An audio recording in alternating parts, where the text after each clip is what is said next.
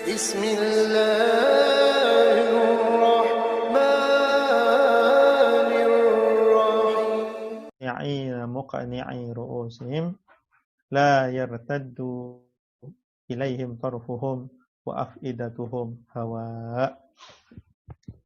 Bagaimana ini artinya?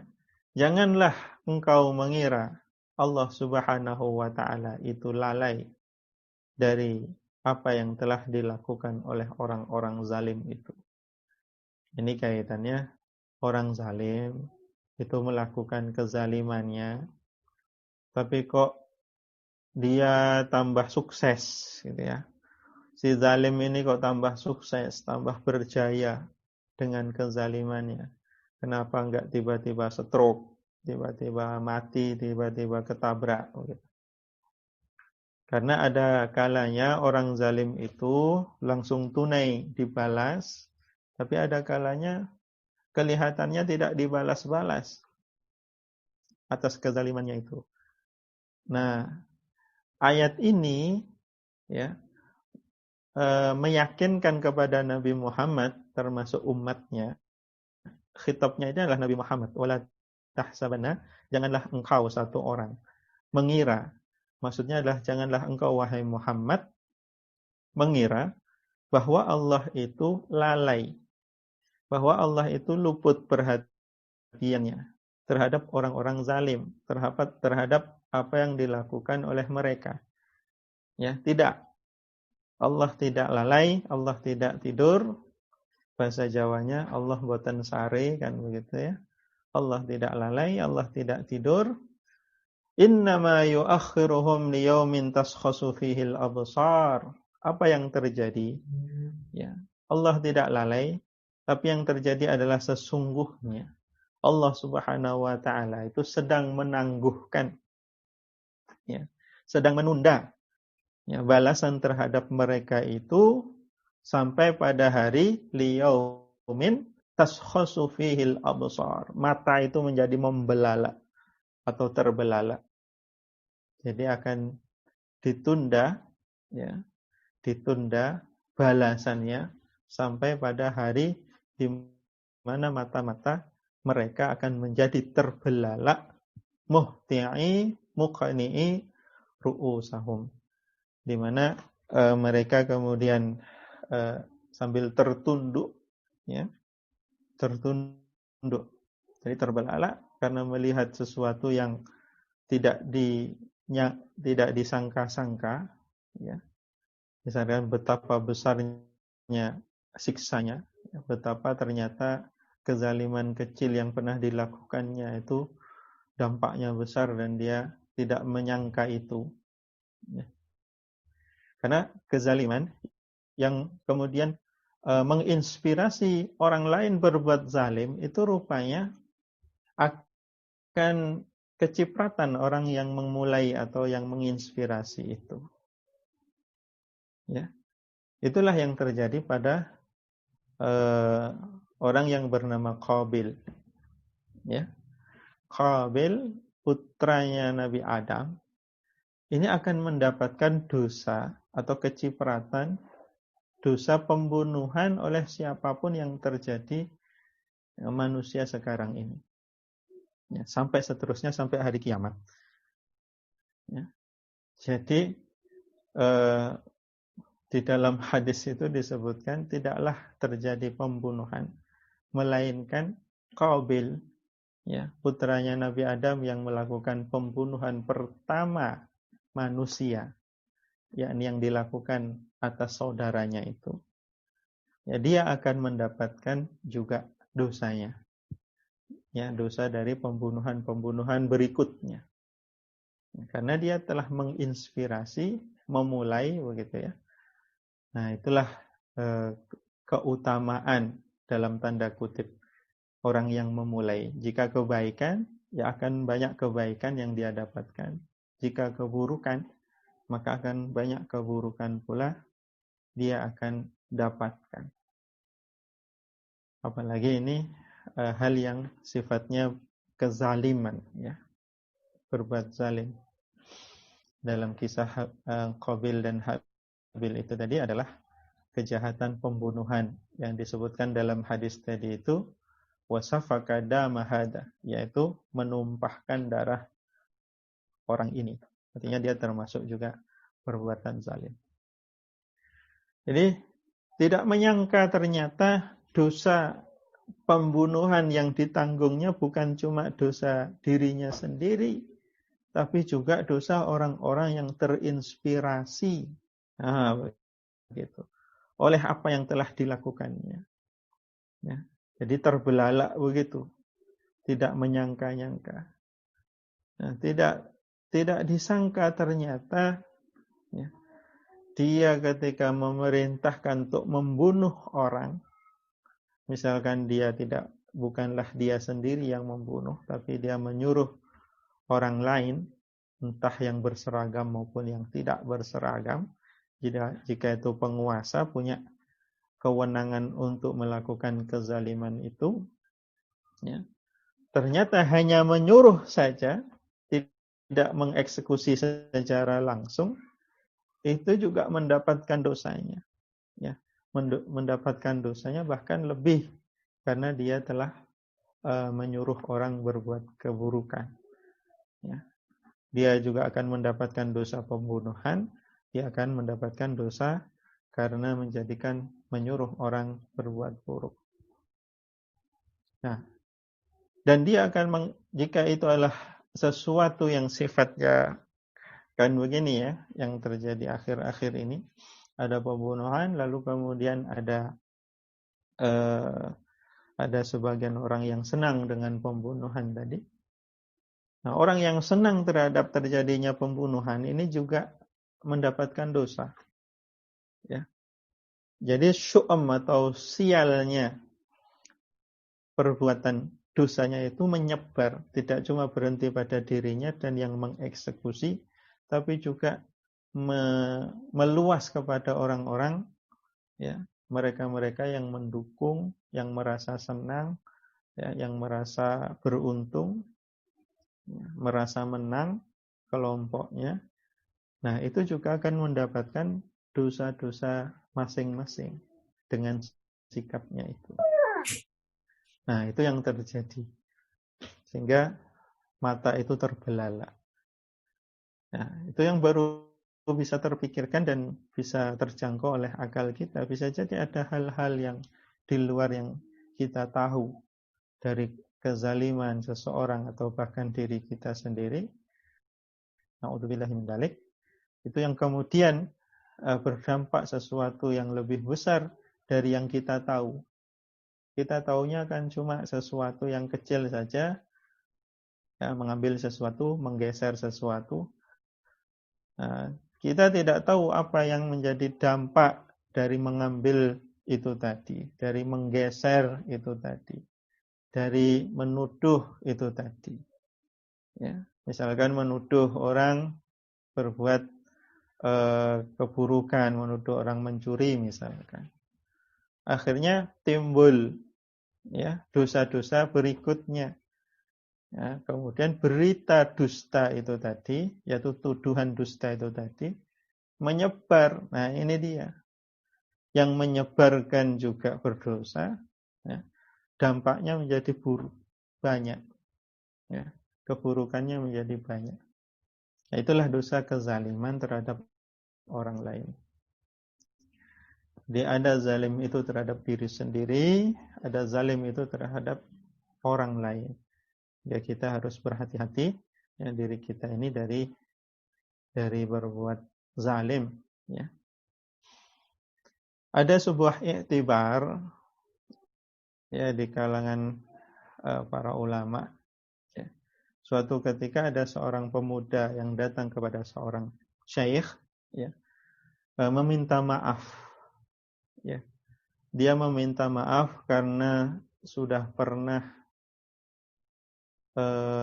menyebarkan berita buruk tentang syekh tadi itu. Jadi suatu ketika dia taubat, ya.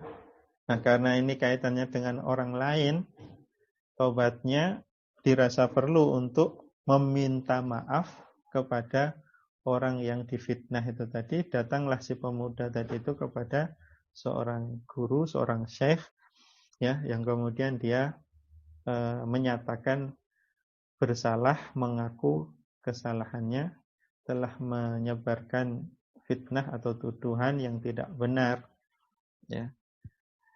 Dan kemudian si syekh tidak lantas memaafkan begitu saja, ya. Kemudian si syekh berpesan kepada dia untuk membawa sebuah kemucing. Kemucing itu sulak, ya. Kemucing bulu itu, ya. Nah, sekarang bawa pulang kemucing ini, dan di setiap langkah silahkan cabut bulunya dan hamburkan.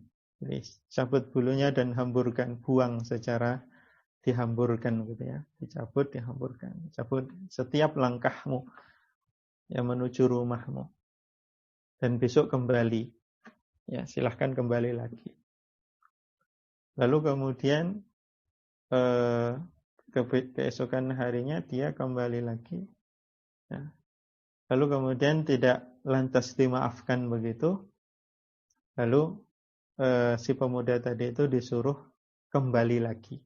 Sekarang kembalilah, kumpulkanlah lagi bulu-bulu kemucing yang sudah kamu hamburkan tadi itu. Nah, akhirnya dia menangis karena sadar apa pelajaran yang ingin diberikan oleh sang guru tadi itu. Apa pelajarannya? Ya, tentu tidak mampu dia mengembalikan bulu-bulu yang sudah disebar di jalanan itu tadi. Begitulah menyebarkan berita dusta, begitulah menyebarkan fitnah. Ya. Dia tidak akan mampu lagi menarik untuk kemudian memperbaiki. Misalkan menyebar fitnah di media massa misalkan. Dan itu sudah dikonsumsi orang, bahkan viral, ya, kepada puluhan ribu bahkan jutaan masyarakat kemudian menerima informasi dusta tersebut. Nah, bisakah dia kemudian memverifikasi memutihkan kembali, ya, mengembalikan kembali, ya, mengklarifikasi bahwa itu adalah berita dusta yang saya buat, misalkan begitu. Tidak akan mampu. Nah, sehingga kemudian si pemuda tadi itu menangis, ya, menangis terseduh-seduh, ya, karena akibat dari perbuatannya itu, ya, berita bohong yang disebarkan itu ya, tidak bisa dikembalikan lagi. Nah, begitulah gambaran, ya, kezaliman yang dalam hal ini menyebar, ya, tuduhan dusta sebagaimana di dalam hadis tadi itu, yaitu waqadha hada, atau menuduh orang begini. Baik,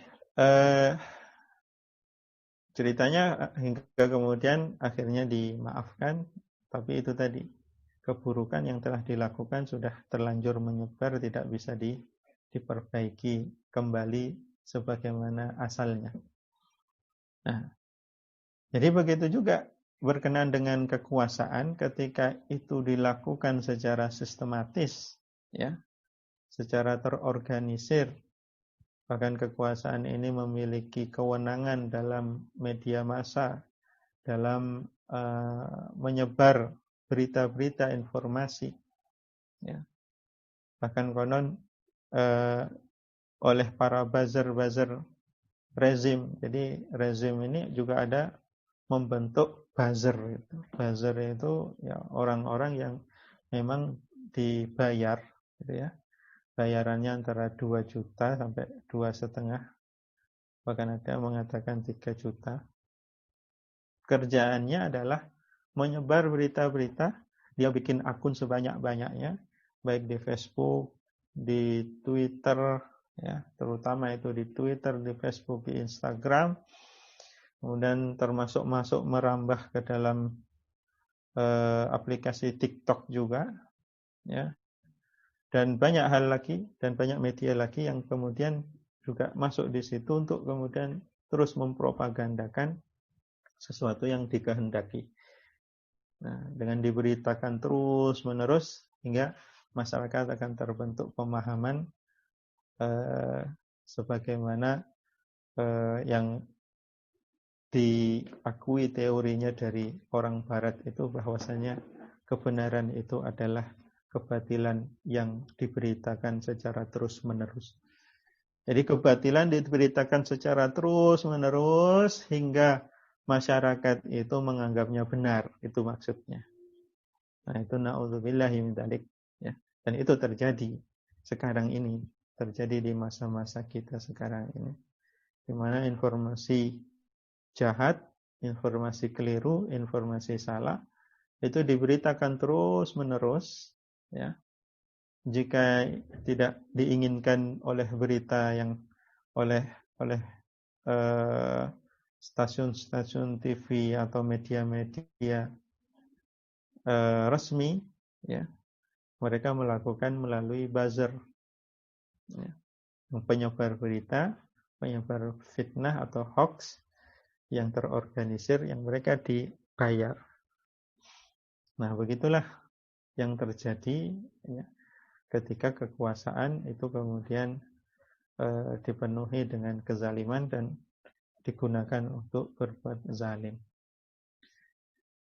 Nah, jadi mata akan terbelalak, ya, dan mereka akan tertunduk dan matanya akan terus melek tapi tidak fokus, gitu ya. Muqni ru'usahum la yartaddu ilaihim tarfuhum, tidak berkedip, ya, wa afidatuhum hawa, dan hatinya kosong.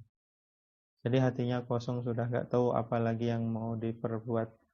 Ya, mau memperbaiki lagi sudah tidak bisa, karena saat itu sudah tidak mungkin bertaubat di hari kiamat itu. Mau minta maaf juga sudah tidak bisa, meminta keringanan kepada Allah juga tidak bisa. Nah, saat itulah hari penyesalan yang sangat dahsyat, sehingga hati mereka digambarkan kosong, tidak tahu harus apa. Wa qala Allah Ta'ala, dan Allah juga berfirman, wa saya'lamul ladzina zalamu ayyumun qalbin yanqalibun. Dan orang-orang zalim itu kelak akan mengetahui di tempat yang seperti apa mereka akan ditempatkan, ya. Di posisi atau di kedudukan yang bagaimana mereka kelak akan ditempatkan. Wa qala Allah Ta'ala, dan Allah juga berfirman, kanu la yatanahawna an munkarin fa'aluhu labi'sa ma kanu yaf'alun. Adalah mereka itu tidak saling melarang dari kemungkaran yang mereka lakukan. Artinya ini adalah sifat orang-orang zalim. Mereka ketika ada yang melakukan kemungkaran itu tidak saling mengingatkan, ya. Justru bahkan mendukung, justru bahkan menyokong, membantu. Nah, itu yang terjadi. Labi sama kanu yaf'alun, dan sungguh buruk apa yang mereka berbuat itu. Nah, itu tadi kaitan besarnya dosa kezaliman di dalam ayat-ayat Al-Quran. Nah, berikut ini adalah sabda Rasulullah. Waqala Rasulullah sallallahu alaihi wasallam, man ghasyana falaysa minna. Ya, bahwasanya Rasulullah pernah bersabda, barang siapa yang menipu kami, ya, menipu kami, memperdayai kami, maka dia tidak termasuk golongan kami. Ini kaitannya dengan dosa penipuan. Dan untuk dosa penipuan itu berlaku umum, ya, kepada siapapun. Namanya penipuan itu adalah dosa, ya, dosa besar. Untuk bohong itu nanti ada dosa besar sendiri terkait kebohongan. Lalu kemudian ada pengecualian kapan saja bohong itu dibolehkan. Tapi hukum asalnya menipu, berbohong ini adalah dosa, ya. Apalagi itu dilakukan oleh penguasa. Nah, karena yang dibohongi orang banyak, gitu ya. Kalau bohong dilakukan oleh individu kepada sesamanya, berarti yang dibohongi oleh satu atau dua orang saja. Ya. Tapi apabila kebohongan itu dilakukan oleh penguasa, maka kebohongannya tidak dilakukan kepada atau tidak terhadap satu dua orang saja, tapi kepada ratusan ribu bahkan juta masyarakat atau rakyat yang dia pimpin. Wa qala alaihi salam, dan juga Rasulullah pernah bersabda, az-zulmu zulumatun yaumal qiyamati. Bahwasanya kezaliman itu akan menjadi kegelapan kelak pada hari kiamat. Ini adalah zam. Zam itu celaan yang di dalamnya ada al-wa'id, yaitu ancaman. Ancaman di mana orang zalim itu kelak pada hari kiamat akan mendapatkan balasan yang buruk. Ya. Wa qala sallallahu alaihi wasallam, kullukum ra'in wa kullukum mas'ulun an ra'iyatihi. Dan hadis berikutnya dicantumkan adalah hadis tentang kepemimpinan. Nah, bahwasanya setiap atau masing-masing kalian itu adalah pemimpin, dan masing-masing kalian itu akan dimintai pertanggungjawaban atas apa yang dipimpinnya. Ya. Jika pemimpin sebuah kelompok, maka dia akan dimintai pertanggungjawaban atas kepemimpinan dia atas terhadap kelompok tersebut. Jika dia kepemimpin keluarga, maka dimintai pertanggungjawaban atas kepemimpinan dia atas keluarganya. Nah, jika ini kepemimpinan negara, skupnya lebih besar lagi. Itu dia akan dimintai pertanggungjawaban atas apa yang dipimpinnya. Ada sebuah kisah menarik yang ingin saya singgung di sini. Yakni pernah seorang ulama itu mengirim surat kepada seorang pemimpin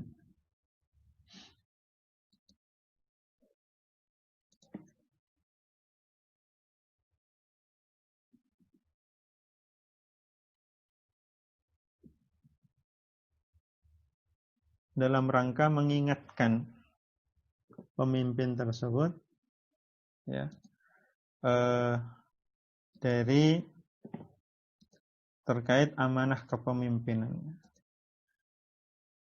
Dan nasihatnya ini nasihat yang begitu menggetarkan hati. Ya. Saya ingin bacakan suratnya. Saya carikan dulu.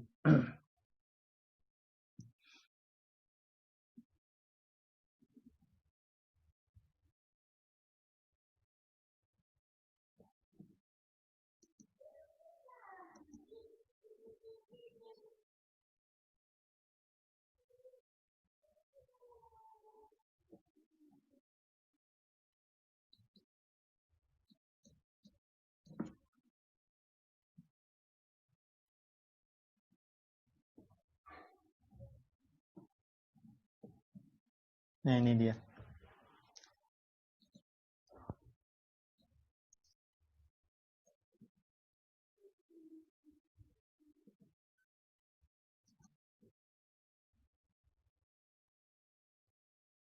Jadi di dalam suratnya itu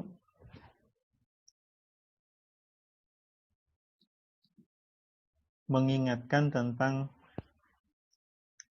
kepemimpinan itu adalah sesuatu yang sangat besar, ya, yang sangat menakutkan.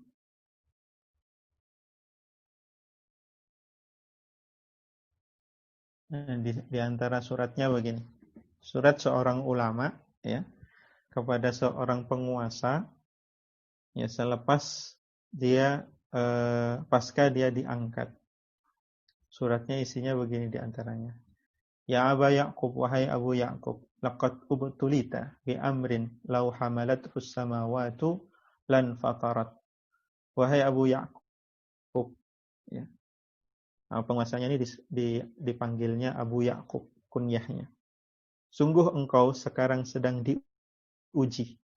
Jadi kepemimpinan itu dalam Islam adalah ujian, bukan sebagai keberhasilan atau sebagai prestasi yang membanggakan, tapi dia adalah ujian. Laqad ubtulita, ya, diuji dengan suatu perkara bi amrin law hamalathus samawati lan fatarat. Jika perkara itu diemban oleh langit, niscaya langit itu akan terbelah. Ya. Jadi amanah yang sedang engkau emban itu, jika diemban oleh langit, maka langit akan terbelah. Walau hamalathun nujumu lan kadarat. Nah, ini ada ra-nya yang kurang. Jika amanah itu diemban oleh bintang-bintang, niscaya bintang-bintang itu akan runtuh. Walau hamalathul ardu wal jibalu la tazalzalat. Jika amanah itu diemban oleh bumi dan gunung-gunung, niscaya semuanya akan berguncang. Ya. Dan seterusnya, innaka hamaltal amanata allati uridat 'ala samawati wal ardi wal jibal fa abaina ay yahmilnaha wa ashfaqna minha. Dan sesungguhnya amanah yang kau emban itu pernah diberikan kepada langit dan bumi, ya, dan juga gunung-gunung, dan mereka menolaknya. Ya. Mereka tidak mau, akan tetapi manusialah yang mau. Nah, ini menjadi tahu kita bahwasanya konteks itu adalah konteks bagaimana menjadi seorang pemimpin yang menerapkan hukum-hukum Allah Subhanahu wa taala. Ya, itu tidak dimampui atau tidak disanggupi oleh langit, oleh gunung, oleh bumi, tapi disanggupi oleh manusia. Qala fi hadzal kitab mubayyinan li ba'di ma anhu su'al wa fihi ablaqu aidatin wa a'lam. Dan di dalamnya kemudian disertakan sebuah nasihat-nasihat. Ya Aba Ya'qub, wahai Abu Ya'qub, annahu la yazni farjun fi wilayatika, ya, wa mada sultanika tula umrika illa kuntal mas'ula anhu. Wahai Abu Ya'qub, tidaklah terjadi suatu kasus perzinahan pun di dalam wilayah kekuasaanmu saat kamu berkuasa di usiamu itu, kecuali engkau akan dimintai pertanggungjawaban. Nah, bayangkan, tidaklah terjadi perzinahan di wilayah kekuasaanmu selama engkau berkuasa. Ya, Abu Ya'qub ini khitabnya. Nah, ini juga tentunya berlaku kepada semua pemimpin. Tidaklah terjadi perzinahan di kekuasaan yang dia pimpin, kecuali dia juga akan dimintai pertanggungjawaban. Ya, pelakunya akan dimintai pertanggungjawaban, tapi di sinilah pemimpin, ya, pemimpinnya juga akan dimintai pertanggungjawaban. Wal matalib bihi wal murtahan bihariratihi wala yashrabu fiha nuqtatan, ya, wala yushrabu biha nuqtatu muskirin illa wa antal mas'ula anha. Nah, dan juga tidaklah minuman keras satu tetes pun diminum oleh orang yang ada di wilayah kekuasaanmu selama kamu berkuasa, kecuali kamu juga akan dimintai pertanggungjawaban atasnya. Wala untuhika fiha aradu muslimin illa wa antal mutalabu bihi.